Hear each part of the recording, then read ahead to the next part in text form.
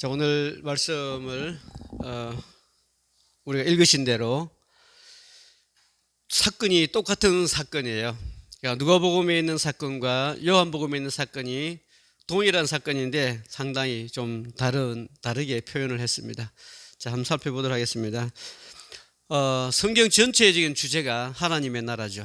하나님의 나라인데 하나님의 나라를 그냥 이루어지는 것이 아니고 하나님의 나라는 하나님의 그 언약을 따라서 하나님의 나라가 이제 이루어지게 됩니다. 그러니까 전체적인 하나님의 성경 전체적인 주제가 하나님의 나라에 관한 것이라는 것을 우리가 염두에 두면서 오늘 말씀을 보도록 하겠습니다. 우리가 이 말씀은 뭐 교회에서 뭐 얼마나 많이 여러분 정말 귀가 따갑도록 아마 들어서 여러분들도 다 와서 설교할 수 있을 정도로 그렇게 뭐 너무너무 잘 아는 사실이에요. 그죠? 뭐 특별하게 할 내용이 없을 정도로 그렇게 다 아는 사실인데 조금 이제 다른 각도에서 한번 살펴보도록 하겠습니다. 우리가 마태복음은 우리가 왕의 복음이라고 그래요. 그래서 이게 오른쪽 볼때기를 마태복음이라고 합니다. 사자복음이라고 그러기도 하고요. 저 왼쪽을 이제 마가복음이라고 그래요. 이것은 이제 송아지 복음이라고 그러고 예수님의 그 순종의 삶을 좀 묘사를 하고 있어요. 누가복음은 이제 인자로 오신 예수님에 대해서 많이 그래 사람 얼굴이에요. 그리고 요한복음은 이게 뒷꼭지에 안 보여. 왜냐면 예수님의 신성에 관해서 많이 기록을 했어요. 그래 누가복음은 예수님의 인간적인 면에 대해서 많이 기록을 했어요. 그래서 얼굴이에요.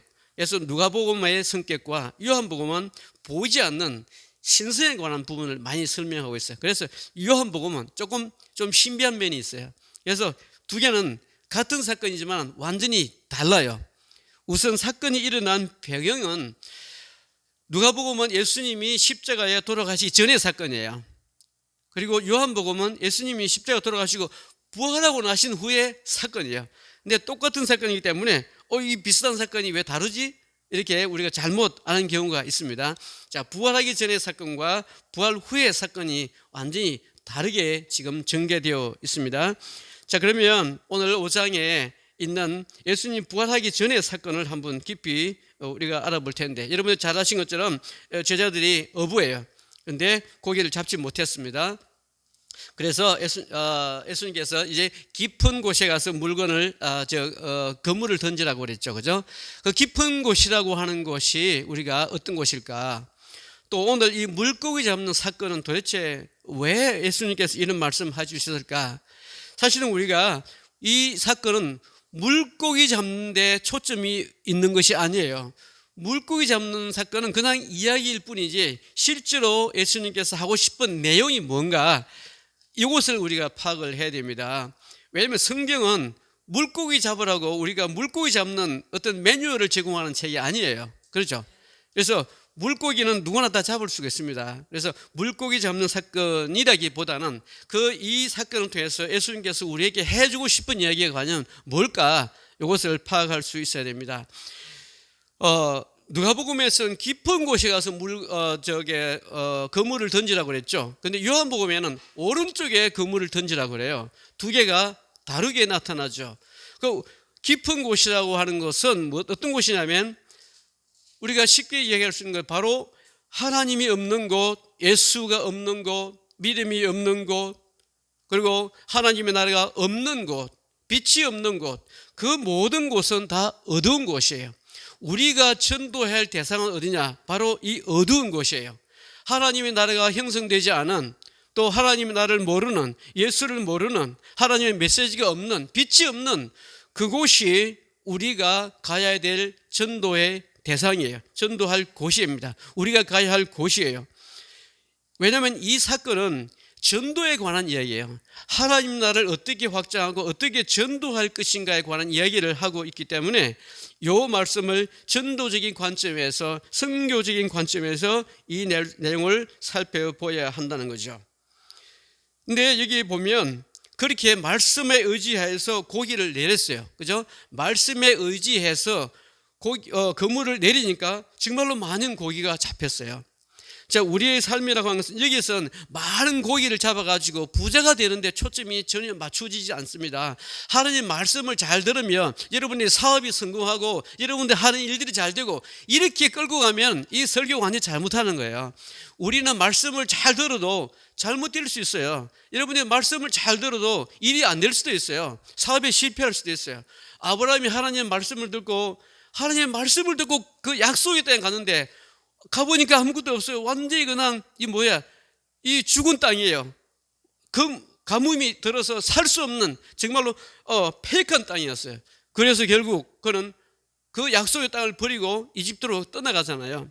우리 인생은 이럴 수도 있습니다.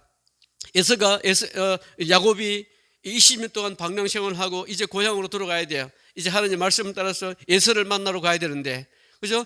에서가 지금 400명을 만나기 위해서 기다리고 있어요. 이거는 환영하는 것이 아니라 오면 잡아 죽이려고 그냥 400명을 대고 기다리는 거예요. 환영한다 그러면 한 4사람만 있어도 충분해요. 그 400명의 장령을 데리고 야곱을 기다리고 있는데 야곱이 하나님과 씨름하다가 그냥 쩔뚝발이가 되었네. 이거는 죽은 목숨이에요. 400명이 지금 기다리고 있는데 도망가도 시원찮판에 이제 쩔뚝발이가 되었으니 이건 죽은 목숨이죠. 우리는 이렇게 인생에서 고난을 만날 수 있어요.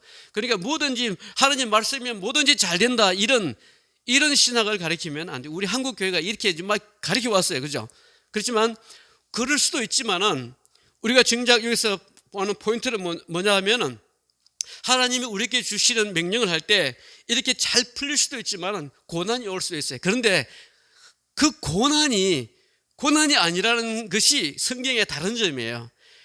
이 야곱이 쩔뚝발이가 안 되면 그는 죽은 목숨이에요. 예? 이 야곱이 쩔뚝발이가 되었기 때문에 하나님이 살리셨어요. 그래서 유월절이라는 단어가 쩔뚝발이라는 의미가 같이 동시에 있는 거예요. 우리 삶에서 오는 인생에서 오는 고난은 있죠. 그 고난을 통해서 그것이 바로 깊은 곳이에요. 그것이 바로 어두운 곳이에요. 우리의 삶의 깊은 곳과 어두운 그 삶을 통해서 고난을 통해서 하나님이 주고 싶은 메시지는 뭐냐? 바로 하나님 나라에 관해서 좀 더 알고 싶은 거예요. 그렇게 깊은 곳에 어두운 곳에 말씀이 없는 곳에 그물을 던졌더니 많은 고기가 잡혔어요. 왜냐하면 이미 말씀이 있는 곳에 바울도 그러잖아요. 교회를 세우는데 남이 세운 터에 교회를 세우지 않는다고 그러잖아요. 그러니까 우리는 전도의 대상이 어디냐? 바로 어두운 곳이에요. 말씀이 없는 사람들, 이 신천지처럼 예수 믿는 사람 찾아다니면서 전도하는 거 완전히 잘못된 거죠. 그죠? 근본적으로 잘못된 거죠. 그랬더니 그물을 정말로 그렇게 말씀을 따라 던지되 엄청나게 많은 고기를 잡았는데 그 고기는 하나님의 백성들입니다. 여기서 그물은 뭐냐면 예수님의 몸을 상징하는 거예요. 예수님 몸을 상징하는데 그렇게 많은 고기를 잡았는데 이건 찢어지는 거예요. 고기를 잡았는데. 근데 요한복음에는 찢어지지 않아요. 같은 동일한 사건인데 누가복음에 쓴 그물이 찢어져요. 근데 요한복음에서는 그물이 안 찢어져요. 아니 같은 성경인데 서로 다르게 표현이 되어 있는 거예요. 그죠? 왜 이렇게 다를까? 이걸 문자적으로 보면 해석이 안 되지만은 우리가 영적인 해석이 필요하죠. 왜냐하면 성경은 영감으로 지어진 책이기 때문에 영적 해석이 필요하고 또 여러 가지 성경 해석 방법이 있겠지만은 물론 문자적인 해석도 필요하겠죠. 자, 오늘 이 말씀 속에서는 이 그물을 예수님의 몸으로 표현을 한 것입니다. 이것은 앞으로 예수님께서 돌아가실 것에 대한 예표적으로 보여주고 있는 내용이에요. 그런데 요한복음에 보시면 그물을 많이 잡았는데 우리가 요한복음은 좀 신비한 책이라고 그랬잖아요. 그런데 구체적으로 고기를 잡은 개수까지 마리까지 다 적혀 있어요. 153마리라고 구체적으로 이렇게 기록이 되어 있습니다. 그죠? 153이라는 숫자가 도대체 뭘까? 153이라는 데서 요한복음 좀 신비한 책이라고 그랬잖아요. 예수님의 신생에게 갔을 때도 우리 머리 뒷부분이에요. 보이지 않는 부분이에요. 그래서 우리가 이해하지 못하는 부분들이 굉장히 많이 있습니다. 요한복음에 나타난 그 숫자 153이라는 숫자가 우리가 오늘 많이 봐서 모나미 볼펜에 153이라는 숫자가 있습니다. 우리는 뭔지도 모르고 그냥 153이라는 숫자가 성경에서 있는 단어다라고 생각하지만 이 단어가 뭐냐면 바로 하나님의 아들들이란 히브리 단어예요. 이게 이 153의 이게 히브리 단어가 버네이 하 엘로힘이라고 하는 히브리 단어예요. 히브리 단어는 영어 알파벳처럼 이 알파벳과 같지 않고 히브리 알파벳 하나하나에 숫자 값이라는 게 있어요. 그것이 다 성경을 정확하게 기록했는지 안 기록했는지 정확하게 이게 증명할 수 있는 유일한 방법이 바로 숫자예요. 성경을 다 번역해놓고 숫자 값을 다 더해봐야 돼요. 숫자가 하나로 틀리면 오류가 있는 거예요. 성경 번역이 잘못된 거예요. 그래서 히브리 숫자에 그 숫자 값이 다 있는데 버네이 하 엘로힘이라고 하는 그 숫자를 다 더하면 153이에요. 그 말은 하나님의 아들들이라는 단어가 창세기 6장에 나옵니다. 창세기 6장에 하나님의 아들들과 사람의 딸들이라는 두 대목이 나오는데요, 그 하나님의 아들들이 바로 누구냐면 요한복음에 나오는 숫자 153이에요. 그러면 우리가 전도하는 것이 뭐겠어요? 하나님의 아들들을 다시 되찾아오는 거예요. 우리가 하나님의 백성들을 지금 죄로 인해서 다 잊어버렸습니다. 다 하나님의 종이 아니라 다 죄의 종이 되어버렸어요. 그래서 우리에게 명령하는 것은 뭐냐? 그 잃어버린 그 하나님의 백성들을 다시 그물을 던져서 하나님의 말씀으로 다시 데려오라는 거예요. 전도하라고 하는 것은 하나님의 백성을 다시 되찾아오는 작업이에요. 그것이 바로 153이라고 하는 숫자 값에 들어있는 하나님의 말씀이죠. 왜? 그 사람들은 하나님의 백성들이에요. 하나님의 아들들이에요. 하나님의 딸들입니다. 그런데 지금은 세상의 군세에 붙잡혀 있어요. 또 마귀의 군세에 붙잡혀 있어요. 세상의 종로로서 하고 있는 거예요.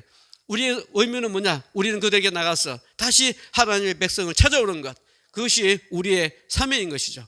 이 교회의 사명뿐만 아니라 우리 개인적인 사명도 다 가서 죽은 영혼이 아니라 하나님의 백성을 다시 되찾아오는 것, 이것이 바로 우리가 해야 될 일인 것이죠. 오늘 이 말씀을 통해서 우리에게 주시는 말씀은 뭐냐? 하나님의 백성을 다시 데리고 오라, 다시 찾아오라, 잊어버린 백성을 찾아오라. 왜? 하나님께서 이미, 예수님께서 이미 모든 것을 다 대가를 지불하셨어요. 대가를 다 지불하셨으면은 그 사람들은 다, 우리의 모든 백성들은 다 누구에서나 다 하나님에 속한 백성들이에요. 그런데 여전히 안 돌아오고 있는 거예요. 그래서 우리는 가서 그 사람들을 가서 다시 되찾아와야 됩니다. 이것이 오늘 말씀의 중요한 핵심이에요. 사실은 여기서 이제 설교를 이제 끝나는 거예요. 더 이상 별로 뭐 특별하게 할 내용이 없는 거죠.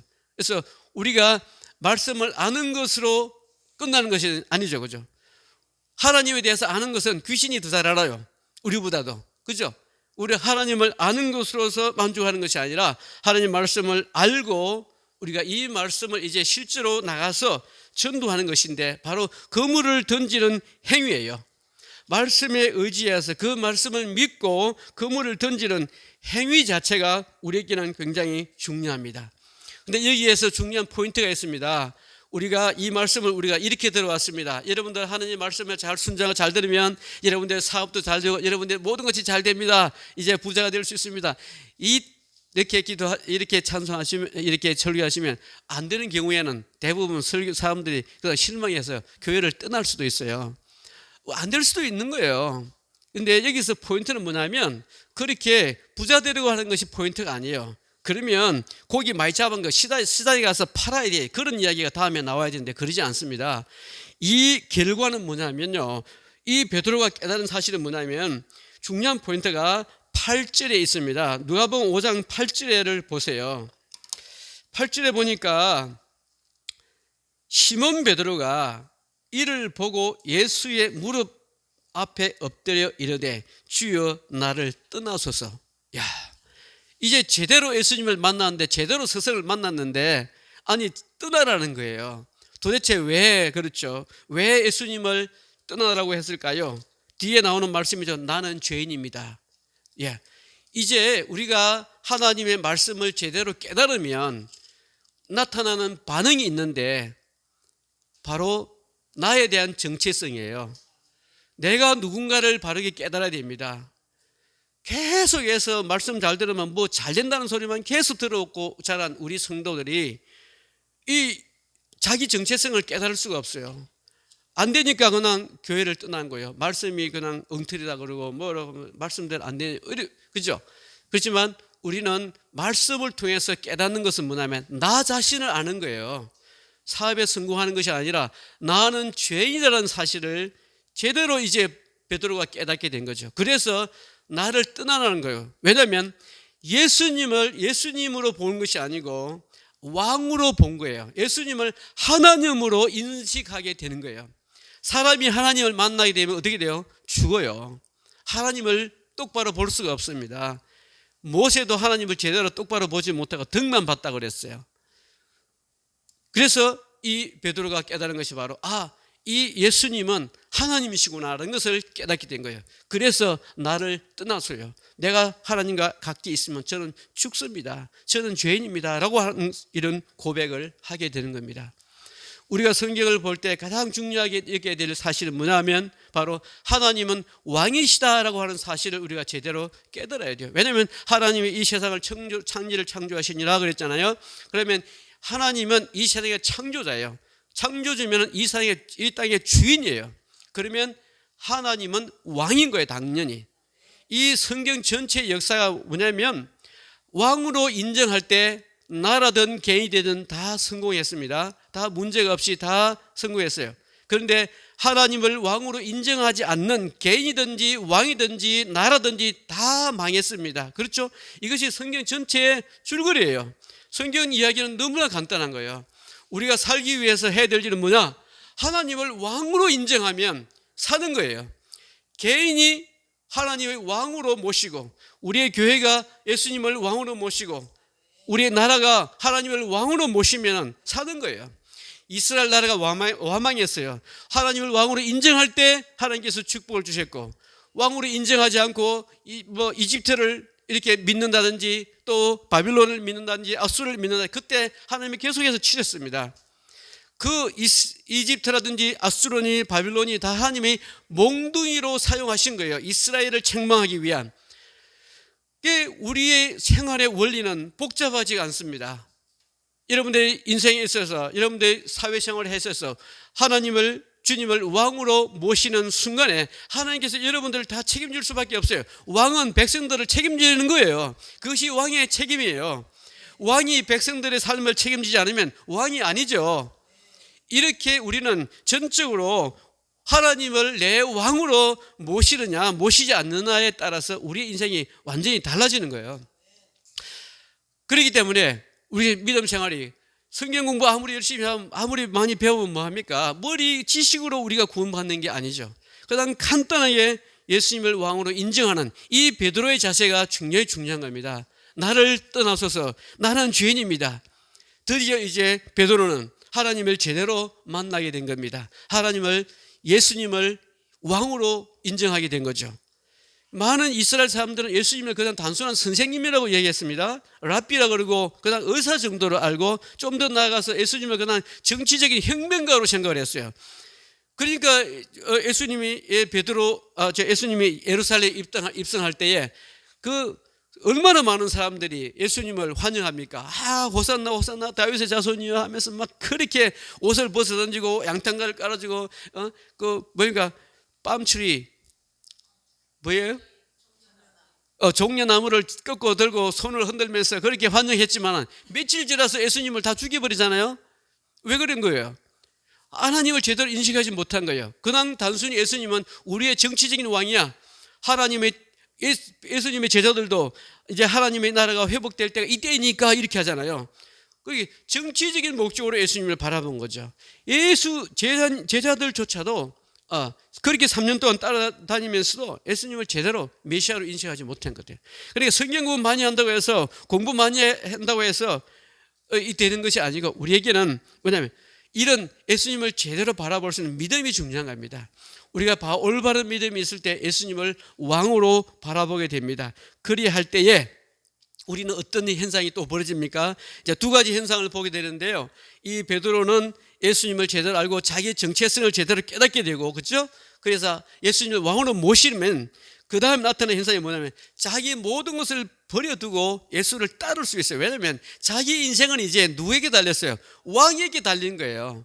그러니 모든 것을 버려둘 수가 있어요. 우리는 근데 모든 것을 버려둘 수가 없어요. 그죠? 아직은 우리가 믿는 구석이 너무너무 많아요.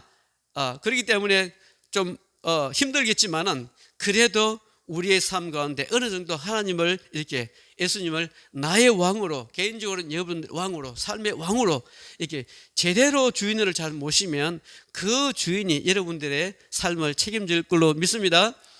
종이 주인을 잘 믿어야 주인이 잘 해주잖아요. 그죠?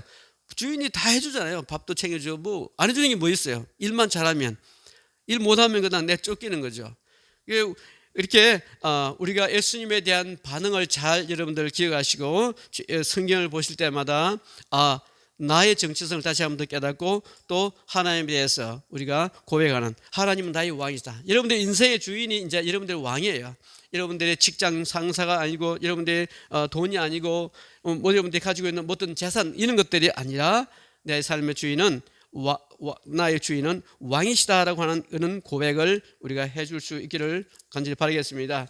그럴 때 여러분들의 삶 속에 놀라운 변화가 있게 될 것입니다. 자, 요한복음에는 이제 깊은 곳에 던지는 대신에 이제 오른쪽에 던진다는 말씀이 나오게 됩니다. 이 사건은 이제 예수님이 부활하고 나신 후에 나타나는데, 예수님이 부활하신 후에 제자들한테 나타났는데 이 제자들이 몰라보는 거예요.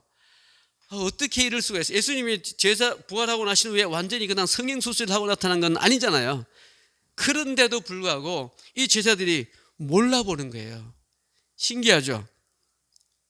그리고 똑같은 이야기를 합니다. 이제 고기 잡으러, 이제 예수님이 다 돌아가셨으니까 얼마나 많은 사람들이 이제 실망했겠어요. 제자들을 엠마오로 내려가는 두 제자들도 예수님이 직접 만나 주셨습니다. 같이 한참 동안 갔어요. 둘이 갔는데도 이 두 제자가 모르는 거예요. 이름은 구체적으로 나와 있지 않습니다. 같이 예수님께서 무엇을 다 설명해 주니까 그때서야 예수님이 사라지고 난 다음에 그때 예수님이었구나고 깨닫고 그 자리에서 바로 제루살렘으로 돌아갑니다. 오늘 여기 있는 베드로 또 다른 제자들 다 이름이 좀 몇 명 나와 있죠. 자기도 물고기 잡으러 가면 다 실망했어요. 이제 예수님이 이제 죽었다고 생각한 거죠. 살아날 것에 대한 그렇게 말씀하고 메시아에 대한 예언은 그렇게 했음에도 불구하고 3년 동안 따르면서 최고의 우리 교수님 아십니까? 최고의 우리 선생님, 우리 교수님 밑에서 배운 이 박사학위를 받은 이 제자들이 이 무식한 거예요. 가르치면 뭐야? 몰라. 메시아에 대한 예언은 그렇게 말씀을 많이 하셨는데도 불구하고 모르는 거예요. 요한복음 5장 35절에 대해서 말씀을 많이 했습니다. 이 구약의 기록공들이 다 나에 대한 것이다. 누가복음 24장 44절에서도 말씀을 해주셨어요. 모세 오경이라든지 시편이라든지 선지자 다 나에 대한 이야기야. 그렇게 말씀을 많이 하셨는데도 제자들은 완전히 정말 무식한 사람들이에요. 그렇게 3년 동안이나 가르쳤음에도 불구하고, 그리고 나타났는데도 불구하고 몰라보는 거예요. 글쎄요, 다시 죽어서 다시 부활하면 우리의 모양이 너무나 예뻐서 몰라볼 수도 있을 수 있겠어요. 그죠? 너무나 그냥 다시 부활하시면 얼굴도 다시 죽은 깨도 없어지고, 그죠? 정말로 너무너무 예쁘면 깜짝 놀라죠. 요즘엔 마스크를 쓰고 다니잖아요. 마스크 쓰면 깜짝 놀랄 때가 있어요. 마스크를 다 쓰면 우리 눈만 바라보게 되는데 사람들이 눈이 너무너무 예쁜 거예요. 우리 보면 참 눈에. 근데 마스크를 벗으면 깜짝 놀래요. 영 아니다 싶은 사람도 있지만은 또 진짜로 더 예쁘네 이런 사람들이 다 그래. 남자 여자 그렇고 마스크를 쓰고 있을 때 벗을 때 얼굴이 확 다르니까 이게 우리는 만나도 잘 몰라요. 그죠? 마스크를 쓰니까 누가 누군지 잘 몰라가지고 오해할 때도 있어요. 그냥 지나가 버릴 때도 있고요. 우리 학생들도 보면 마스크 벗고 보면 딴 애야. 너 누구냐? 이렇게 물어봐요. 늘 같이 수업을 같이 했는데도 점심 먹을 때 마스크를 벗고 먹잖아요. 보면 딴 애가 나와 있어요. 야, 너 누구야? 이렇게 할 때도 있어요. 너무너무 얼굴이 달라 보여요. 자, 아무튼 이렇게 부활하고 나신 후에 나타난 그 모습을 보고 모르니까 아무튼 하라는 대로 했어요. 오른쪽. 여기서 말하는 오른쪽은 뭐냐면 아까는 어두운 곳이었지만 이제는 어두운 곳이 아니라 우리가 정말로 말씀을 전해야 될 곳, 말씀을 바르게 전해야 될 곳에 우리가 말씀을 전해야 되는 거예요. 그물을 던질 만한 곳에 던져야 돼요. 아무 데나 던지는 것이 아니라 이제는 어느 곳에 던져야 될지 올바른 곳에, 적당한 곳에 우리가 알아서 전략적으로 우리가 말씀을 전해야 된다고 하는 것을 우리에게 가르쳐 주고 있습니다. 오른쪽이라는 것이 단순히 right가 아니고 right에는 올바른이란 그런 뜻이 동시에 들어 있습니다. 그러니까 오른쪽도 오른쪽이지만 그 뒤에 가르쳐 주고 있는 의미는 뭐냐면 바른 곳에, 말씀을 들을 만한 곳에 우리가 말씀을 전하라고 하는 그런 메시지가 숨어 있게 되는 거죠. 그렇게 해서 말씀을 던졌더니 제대로 접혔는데, 여기서는 물고기가 그렇게 많이 잡았는데 똑같은 양인데 그물이 찢어지지 않는다라고 되어 있습니다. 그럴 수밖에 없는 것이 이제 이때는 예수님이 이미 부활하고 하신 후예요. 부활하시고 나신 후이기 때문에 예수의 몸이 찢어질 필요가 없는 거예요. 그래서 그물이 찢어지지 아니하다라는 기록이 나와 있습니다. 우리가 성경을 볼 때 여러 가지 방법도 있겠지만 성경에는 예표적인 내용들이 굉장히 많습니다. 예수님이 말씀하셨잖아요. 나는 떡이다 그러잖아요. 생명의 떡이다 그러죠. 또 예수님의 중요한 것 중에 하나가 나는 양의 문이다라고 했어요. 양의 문. 그 양의 문이라고 하는 말이 예수님이 진짜 문이에요? 아니잖아요. 거기에는 엄청난 신학적인 말씀이 그곳에 들어있어요. 예수님이 그 양의 문을 통과하지 않으면 메시아로서의 자격이 없는 거예요. 예수님은 구약에서 예언대로 하나님의 어린 양으로 오게 되어 있습니다. 양은 희생양이죠. 그렇기 때문에 예수님은 양으로 반드시 와야 되고 그 양의 문을 통과해야만이 메시아의 자격이 주어지는 거예요. 그렇기 때문에 예수님 스스로 자기를 양의 문이라고 표현할 수밖에 없는 거예요. 예수님께서 하신 그 모든 신약의 말씀들, 구약에 있는 그 말씀을 이루기 위해서 무단히 노력하셨고 의도적으로 그렇게 하신 것을 보게 됩니다. 예수님이 예루살렘 입성할 때 어떤 자격으로 들어옵니까? 왕의 자격으로 들어옵니다. 그렇죠? 왕의 자격으로 예루살렘에 들어오는데 왕은 말을 타야 돼요. 그래야 멋있어요. 백마를 타고, 허경영이가 백마를 타고 사진을 찍어서 올렸던데, 정말 그 사람이 대통령 돼가지고 1억씩 주고 그러면 얼마나 좋겠어요. 다 나라 말아먹으려고 작정하는 사람 같아. 매달 150만 원 주고, 이거 참 꿈 같은 얘기를 하고 있는데, 왕으로 예수님이 오시면 그죠? 당연히 말을 타고 와있어요. 그리고 왕으로 오셨으면 예루살렘 들어가면 어디로 가야 돼요? 왕국으로 들어가는 것이 순서예요. 근데 예수님은 성전으로 들어가세요. 그죠? 성전으로 들어가서 하시는 뭐냐면 성전을 다 청결케 합니다. 돈 받고 온 사람은 다 뒤집어 엎어요. 그리고 양 팔고 소 팔고 한 사람들 다 내쫓아요. 두 가지 일을 하세요. 여러분들 평소 때 늘 돈 바꿨어요. 그곳에 돈 바꾼 사람이 반드시 필요해요. 왜냐하면 성전에 내는 돈은 일반 드라크마나 다른 돈이 아니에요. 성전에 내는 돈은 세겔만 사용해요. 그래서 돈을 바꿀 수밖에 없어요. 늘 있었어요. 예수님도 그렇게 하실 거예요. 그런데 왜 갑자기 예수님이 상을 뒤집어 엎어요? 예수님이 정신이 나갔습니까? 늘 평소 때 해오던 일이에요. 그리고 소, 양 잡는 거, 그 동물 파는 거 시장 있어야 돼요. 멀리서 예배 들어온 사람들은 끌고 올 수가 없어요. 돈 가져와서 거기서 사고 팔고 다 율법에 있는 기록이에요. 근데 왜 어느 날 갑자기 와서 예수님을 다 내쫓아요? 이게 놀라운 비밀이 그 속에 있습니다. 예수님께서는 지금 혁명을 일으킨 거예요. 어떤 혁명이냐면 이제 교회 제도가 바뀌는 겁니다. 이제 예수님이 이제 곧 돌아가시고 부활하실 거예요. 이제 부활하시기 전에 성전에 대한 기능, 성전은 이제 예수님의 몸이잖아요. 그 기능이 이제 바뀌는 거예요. 이제는 내가 이제 죽으면은 이제 성전은 더 이상 제사 드리는 곳이 아니다. 이걸 선포하시는 거예요. 이제 돈 바꿀 필요도 없어. 왜냐하면 예수님은 어떤 선포를 하시냐면 이 성전은 이제 만인이 기도하는 집이라고 선포를 하셔요. 그동안의 유대인들은 이 성전이 자기 걸로 유대인들만을 위한 성전으로 이해를 했던 거예요. 그런데 예수님께서는 만민이 모든 민족이 이 교회에서 이 성경에서 이것은 기도하는 집이다라고 선포하는 것이에요. 그러니까 예배 드리는 곳이 아니라 이것은 이제 기도하는 것이고 유대인들을 위한 것이 아니라 만민을 위한 두 가지 선포를 이제 마지막 돌아가시기 전에 해 주시는 겁니다. 성경의 기능이 완전히 바뀌는 거예요. 그러니까 우리가 성경을 보실 때 이런 역사적인 흐름을 잘 이해하시면서 보시면 좀 더 의미 있는 우리가 성경 공부도 될 수 있고 예수님에 대해서 좀 더 깊이 여러분들이 이해할 수도 있게 됩니다. 이제 말씀을 마무리하도록 하겠습니다. 그렇게 153마리를 이렇게 잡고 그런데도 그물이 찢어지지 않은 이 사건을 통해서 예수님께서 자기가 어떤 모습으로 오시냐면 이 죽음을 통해서 하나님의 뜻을 이루고 잊어버린 백성을 완전히 다 대가를 지불하는 요 페이먼트가 이루어지는 거예요. 그래서 이제는 우리가 해야 될 일은 뭐냐? 그 하나님의 백성들을 다시 찾아오기만 하면 되는 겁니다. 이제 우리가 이제 이 교회가 해야 될 일은 뭐냐? 이제 밖에 나가서 하나님의 백성들을 찾아오는 겁니다. 지금은 비록 세상에 매여 있지만은 이제 계속 우리가 나가서 말씀을 우리가 전하면서 당신들은 하나님의 백성입니다.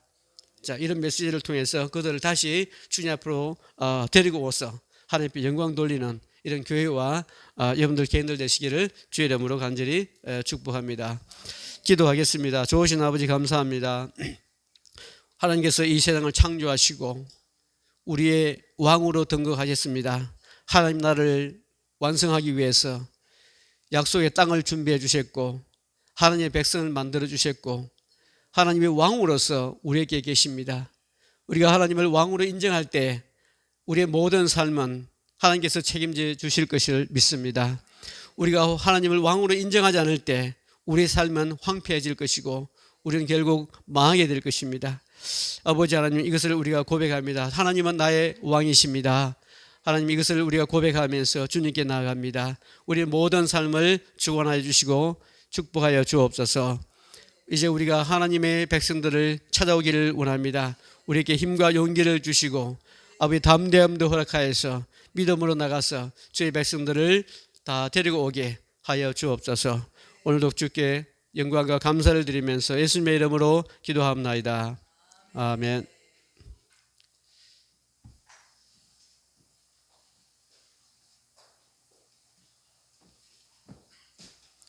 감사합니다. 주님의 귀한 말씀 주는 하나님이시라. 여전히 하나님은 우리의 하나님이신데 그 하나님의 실체와 또 그 하나님의 능력과 은혜 속에 우리가 거하면 오늘 말씀하신 것처럼 또 우리가 나가서 하나님의 백성들을 데리고 오는 일에 전력을 다하게 될 줄로 믿습니다. 먹는 것도 마시는 것도 모두가 다 하나님의 영광을 위해서 해야 되겠죠. 그래서 오늘 우리 정우상 목사님께서 뭐 학장님으로 또 계시고 총장님으로도 계시고 또 선생님으로도 계시고 가르치는 사역을 지금까지 계속 하고 계시는데 우리가 참 같이 이렇게 나누면서 함께 하나님의 나라를 이루어 갔으면 참 좋겠다는 생각을 해봅니다. 우리 다 같이